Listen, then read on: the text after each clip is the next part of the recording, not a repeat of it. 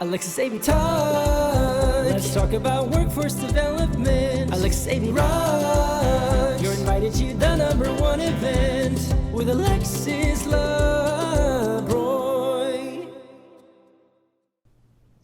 Hi, everybody. My name is Alexis LeBroy, and you are here for another Alexis AV Talk. Thanks for joining us. It's been a while. I feel like this is the fall season of Alexis AV Talk. It's been a while. So really happy that you have joined us. And we're going to be talking to a great guest today. Amber Pollitt is my guest today, and I'm really happy to have her here. And Amber, will you go ahead and tell us a little bit about yourself? Sure. My name is Amber Pollitt. I'm a photographer and camera operator, new to the field.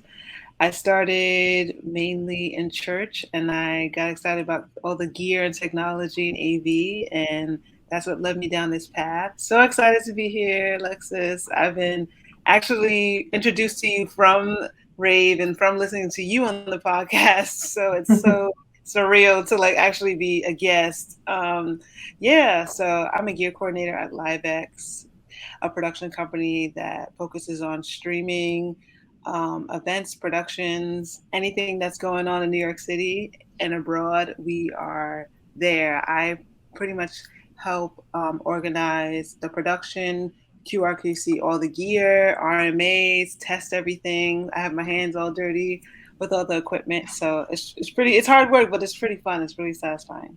That's good. That's good. So Amber, you reached out to me on LinkedIn, and we've had some conversations since then, just, getting to know you and just comparing notes.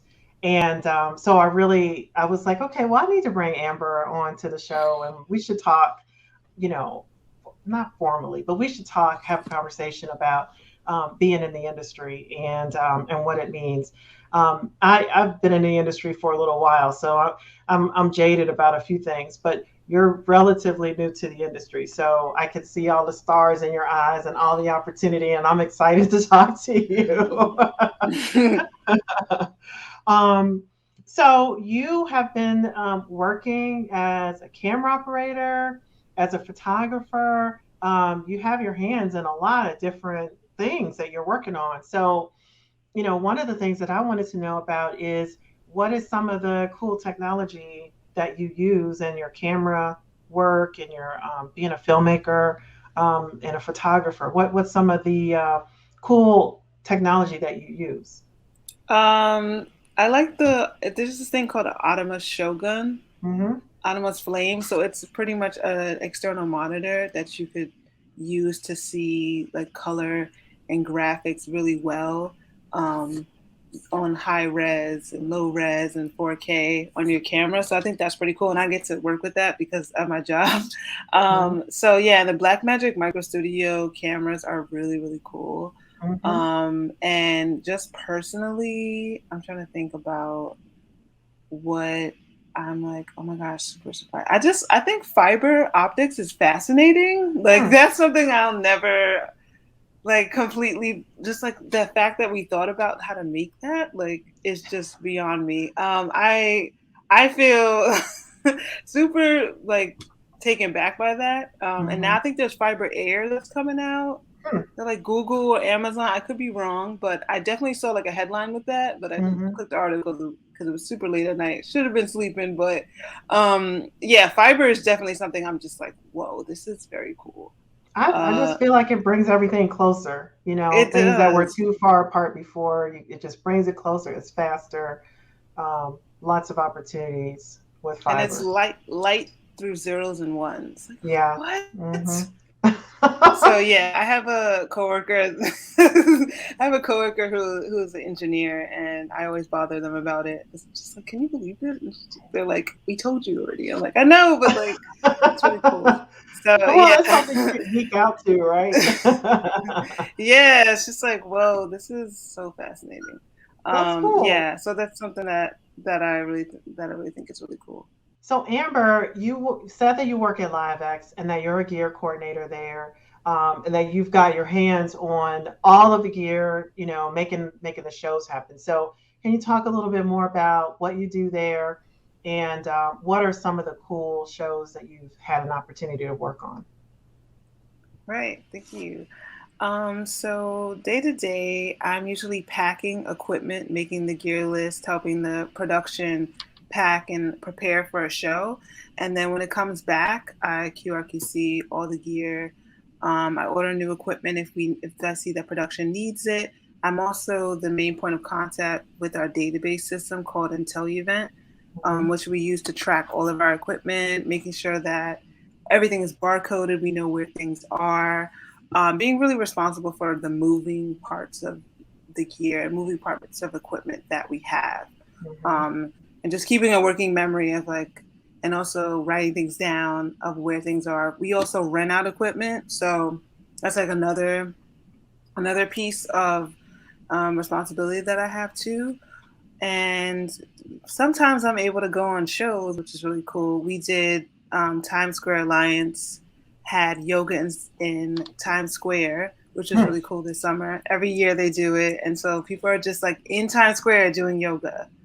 It's the strangest thing, but it's very cool. So I was a production assistant for that. So that was just like a really cool job that I had actually gone on location for. And sometimes we have jobs in our studio. So yeah, it's been a really cool experience. And LiveX does New Year's every single year. So I'm looking forward to that, being a part of streaming that and being on the field. It's, you know, I can only imagine the difference in a production like New Year's and what it looked like pre-COVID and what it's looked like during COVID, you know, and any show for that matter. You know, just some of the things that we've had to do to adjust, and you know, with the studios in our shops, and you know, bringing people in versus going out as much, you know. So lots of different scenarios that have popped up that we've had to kind of adjust to and make them work, right? Yeah, definitely. I noticed that there's new cameras that Logitech just launched a 4K camera that you could just put on your laptop. It's really cool. It has all these different specs and focal lengths. But everyone's adjusting. I mean, it's all the technology. Zoom's gotten better with their breakout rooms and webinars, and just seeing that, it's just pretty impressive. So everyone's trying to find better solutions to make it seamless to just do everything online. Right. If we're here again. Right. Hopefully we won't be. You know, I guess if we are, we'll be okay. We've had time to figure it out and adjust at this point to how to make it work. Wow. One of the one of the things that I like to talk about on this show, and I actually just wrote a blog for rAVe about internships and bringing young people into the audiovisual industry and into tech industries. And one of the things that I wanted to ask you about is, as a young person in the industry, what were some of the things you mentioned church? What were some of the things that brought you to this industry? And did you do any internships at the beginning?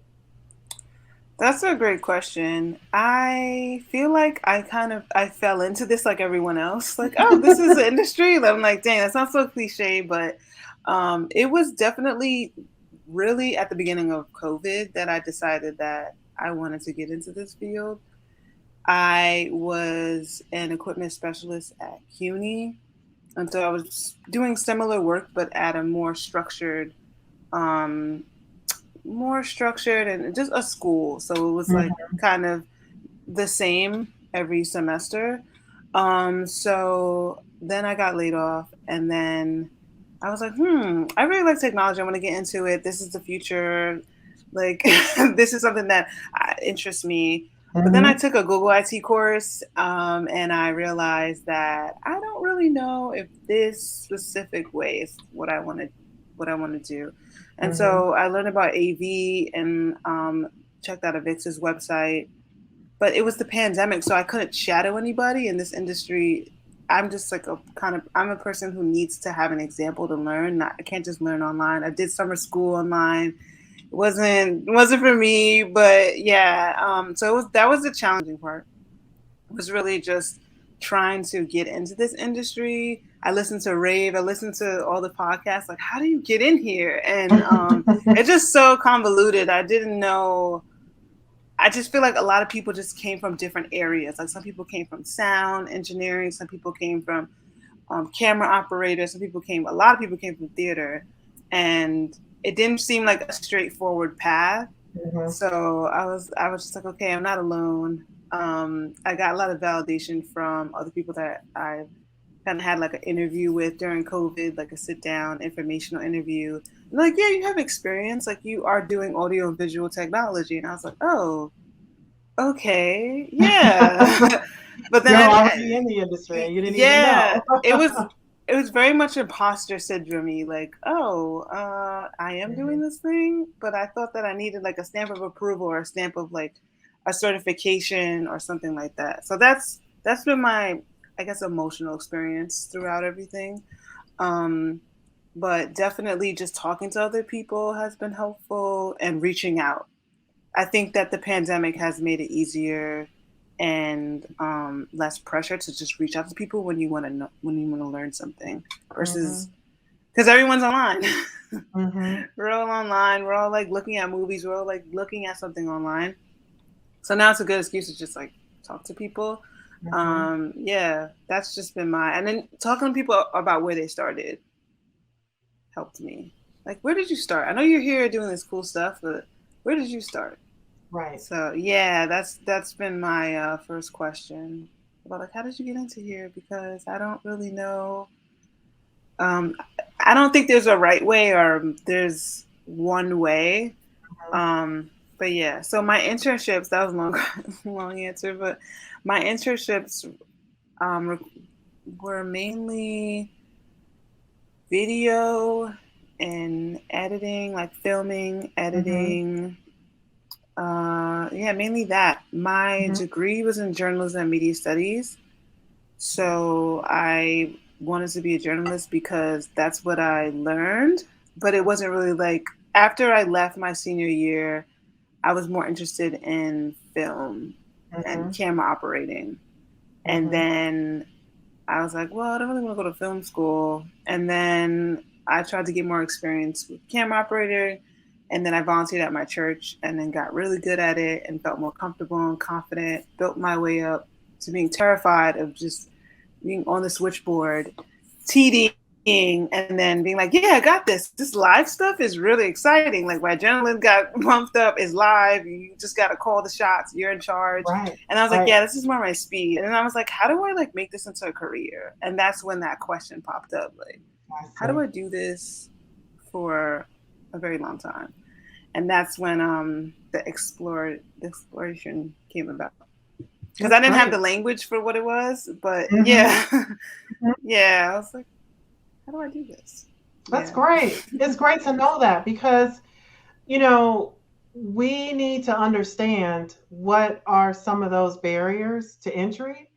And if one of the barriers to entry is that you just don't have the language to even know what it is you want to do, we just have more work to do, right?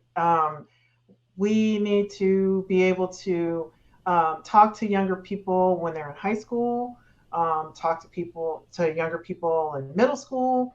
You know, it's like this exposure thing, and that's partly what it is that I try to do, is exposure to what this career could look like for you, you know. And yeah, a lot of us have fallen into this. I came from working in the theater in college, and I needed a job, and so my first my first full-time job after college was working in the hotels in AV, doing conferences and events. And so that's just the path that I took. But you know, something that you said earlier kind of stuck with me, and having a journalism degree is that in AV, the way that I was taught is the point of what we do is to communicate to, in live events. It was to communicate to attendees. It was to communicate, overall, audiovisual is there in place to help people communicate their message to whoever is on the receiving end, to their stakeholders, to the attendees, to the participants, to whoever's going to be on the far end of that meeting or that call. Is to communicate a message. So I would think that you are in a very good place having a journalism degree to be able to help people tell their stories. Yeah, I think that, thanks for making that connection. I never thought about it like that. I still hold that to myself. I still try to make side films, short films, which I'm trying to do right now, to tell stories, because everyone has such an interesting story, and people who especially are underrepresented in all different facets of life. It's such like good stories, and like you are intrigued by movies or films. You're like, I never heard that before. So yeah, I definitely try to do that in other areas of my life if I'm not able to do at the job that I'm working at. Yeah, I do think that yeah, I do agree with what you're saying. Like that it is like not something that is as exposed. I think technology in general, like coding, engineering, have these like very flashy names of like very well career paths and very well, I guess very well developed. Like you just go into this linear thing and you follow this path and then you're there. And then AV is not always that simple. It's not always that straightforward. Yeah. You could talk to 10 people and they have maybe 10 different stories about how they got here. It's a little crazy. It is. Yeah. The challenging part is making the resume seem like it's not crazy. Like I never thought about that. Yeah, that was the challenging part of like trying to get in. It's like, well, I did this and that, and I'm like, it's not really that much tech, but I have these skills, and like kind of selling yourself into the industry of like pitching, not selling yourself, but pitching like who you are into the industry and someone like giving you a chance. Because I feel like from what I've heard, once you get in to that first like tech / AV streaming, anything in production where it's AV and it's like official, like the company or organization you're working for is standing by that, I think that then I don't know if it's easier, but then it's like a smoother transition. I don't know. Correct me if I'm wrong. No, I think you're right. It's maybe that's the same in every industry though. Getting your foot in the door, and then once you get in, it's what do you do with it from there? So maybe that's every industry, not just AV. What has it been like for you as a new person in the industry, as a woman in the industry? What has it been like? Have you had any issues? Has it been easy? Has it been hard? Has it been challenging? You mentioned that you had some imposter syndrome for a little bit, and I think a lot of us go through that, and myself included. Wow. Yeah, I do remember you wrote an article about that, and I was like, she has imposter syndrome? Oh my gosh. Yeah, I think that we all do. Yeah. It's been a little bit. Yeah, I had that bad when I first got into the industry. Where do I start? So let's see. I felt a little bit isolated. Like, okay, I didn't have all these wonderful experiences when I was like 22, 20. I didn't really know what I was doing. So there's that. And then I came to the conclusion of like, okay, we're all in this room. We're all in AV from different backgrounds. So I got to focus on the right now and like what I want to do next. But it's been challenging because I look around and I don't see enough people who look like me. And then I'm like, what's wrong? Like, I know there's some smart women out there who like are persons of color who can do this, but there's something in hiring, I think, that there's implicit bias, of course, that we all know. And then there's also like why there's also like the lack of like I said before, like not knowing the language or not knowing the possibilities. Because I think after I was a camera operator at my church, like a lot of people started joining. I don't know if it was because I was there, but I was present. And then we started growing. But I do think that you have to see yourself in the industry, see yourself in whatever you're doing too. You have to see the representation. Because if I see another Black woman who's AV, I'm like, oh my gosh, I'm clicking to you like a magnet. I'm like, what are you doing for lunch? How'd you do this and that? So I had a mentor who's also an AV, but it's different when she has a lot of people to look after, to look to, but then you don't. So, and then it brings up the question, other bigger questions about race and other bigger things. And you don't always want to be that person to bring that up. I don't know. I don't always want to be that person to bring it up, but it does need to be talked about. And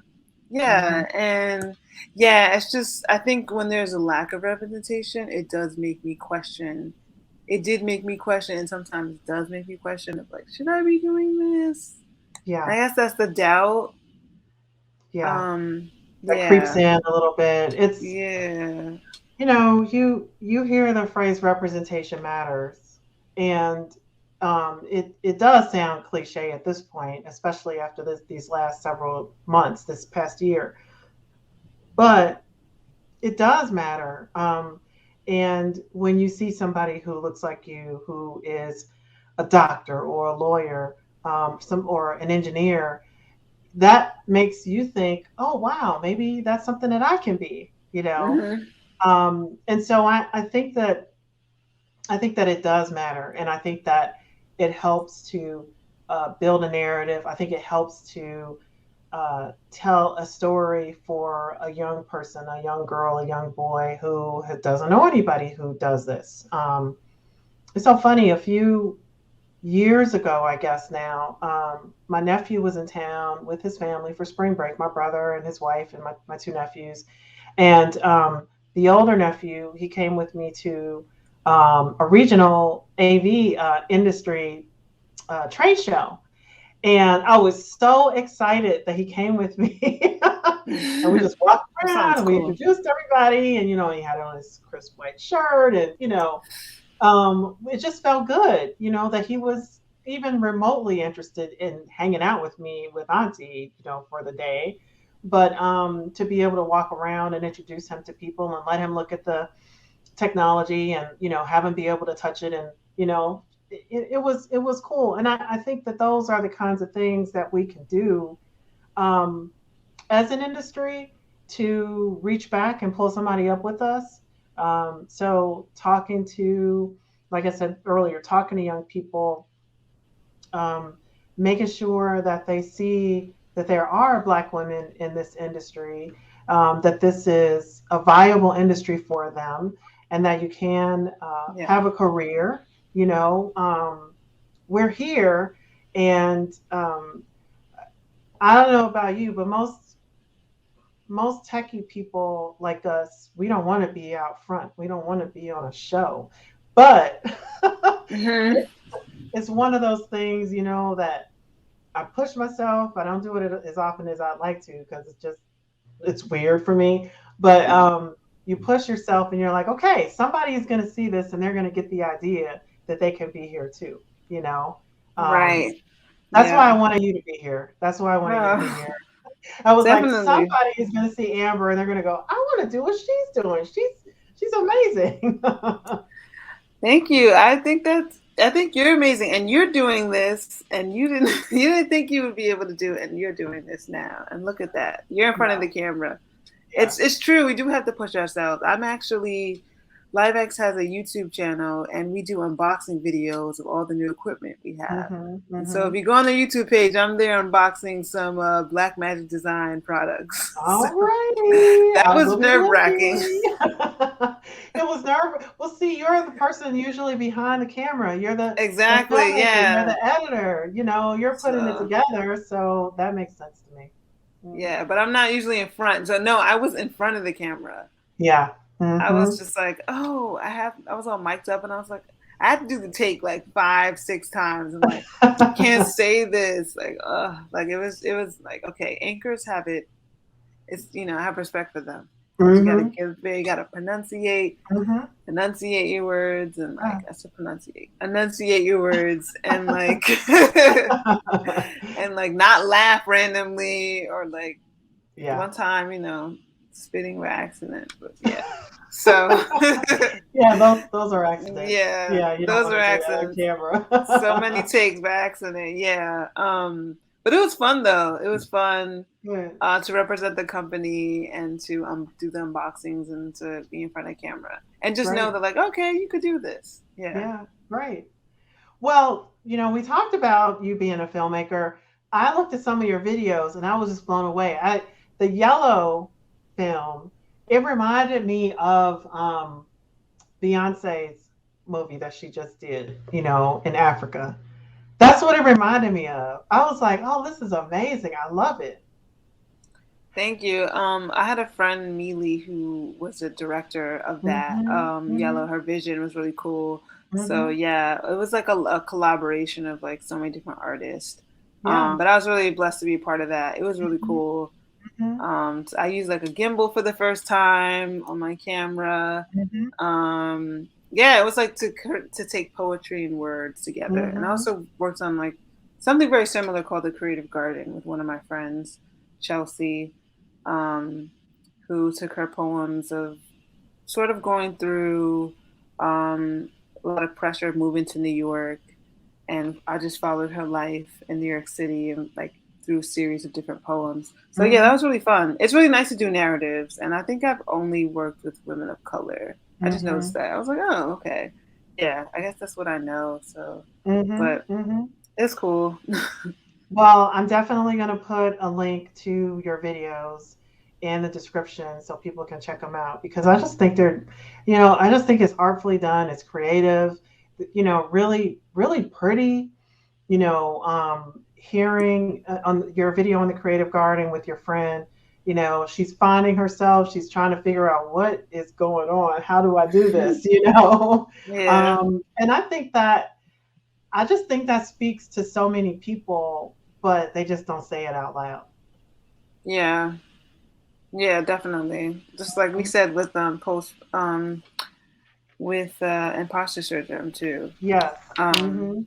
There's like so many different forms that talk about it, but it's just like, I think sometimes you feel all of that because you're not able to talk about it, or you're afraid of if you talk about it a certain way, you're going to be looked differently. But I think that just comes from, I don't know if it's just not being able to fit in and not thinking you're fit in and not thinking that you belong. And like, it's so much pressure. It's so much pressure. It is. There's pressure to succeed all the way around, right? And then I have gotten to the point in my life that I don't know everything. And it's just not, I am never going to know everything. So when it comes to something where I need help, at this point, I just ask for help. I probably ask for help too much at this point, but I don't care because I want it to be right. I want my customers to be taken care of. And if it means, one extra email to our audio support group or to our video support group, where they just say, oh yeah, that looks good. What you have on there is fine. Or no, you need to add this, or this, that is an extra step that's worth it because I don't want something to happen that, the customers to get something that is not what they want. I agree. At my job now, I've had moments where I didn't ask for help and it was just like, I should have just asked for help. I just made a mess. So, and then like in my past too, like just ask for help. But then I have no problem asking for help now. And I also have learned to say no when I'm just like at capacity because I'm like, I don't want to feel overwhelmed. So I think that's also a skill that is, especially if you're like slightly people pleaser, it's just like, you want to be good at everything and you want to do your best, but like you have to say no. And that's been like a hard lesson to learn, but definitely beneficial because I'm not extremely burnt out, but I have to say no. Okay, I have to say no. I think you could do a class on that alone, Amber, Yes, because people, we have trouble with the no thing. Yes. One of my good friends told me that if you're saying no to something, you're saying yes to something else. And I was like, okay, that makes me feel a little bit better.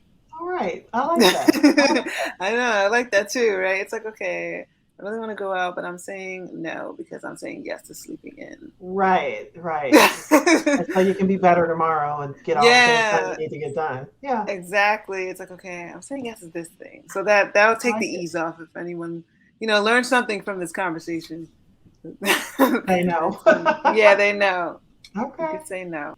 So we're about to wrap up. Is there anything that we didn't cover that you want people to know about you, that you're passionate about, or that you're excited about, or that you're going to be working on next?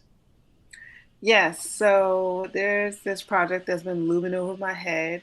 I have eczema and dermatitis specifically. So I'm working to create a channel and a space online for women who have skin disorders so they can feel not alone and feel beautiful and loved.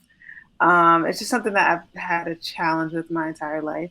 So I definitely want to create a space for women who just have all different types of skin disorders to know that they're beautiful. And I do want to work on, currently trying to work on a photo book for these women that I'm reaching out to. So if you are a woman who has skin condition that you want to be photographed or just your story to be told, please follow me on Instagram at Amber P Visuals.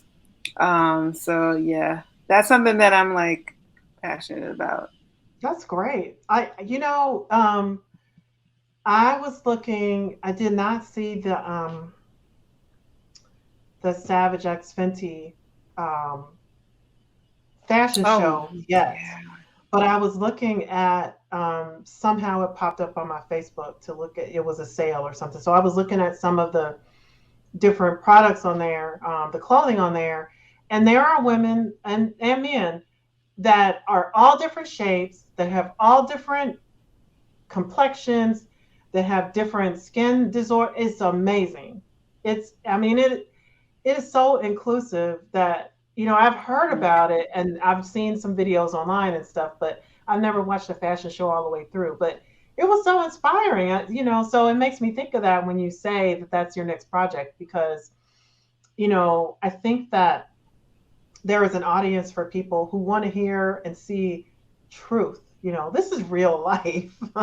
Yeah. We have been through some stuff. So let's just talk about real life at this point. Yeah, definitely. The project's called No Shame Skin. So let's not have shame about the skin we're in. Yeah.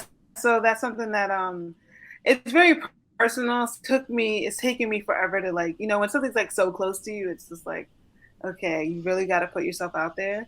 So yeah, that's just my baby of a project, but that's something that I'm trying to work on. Yeah, I love Rihanna. She definitely pushed the bar for inclusivity of different shades, different people.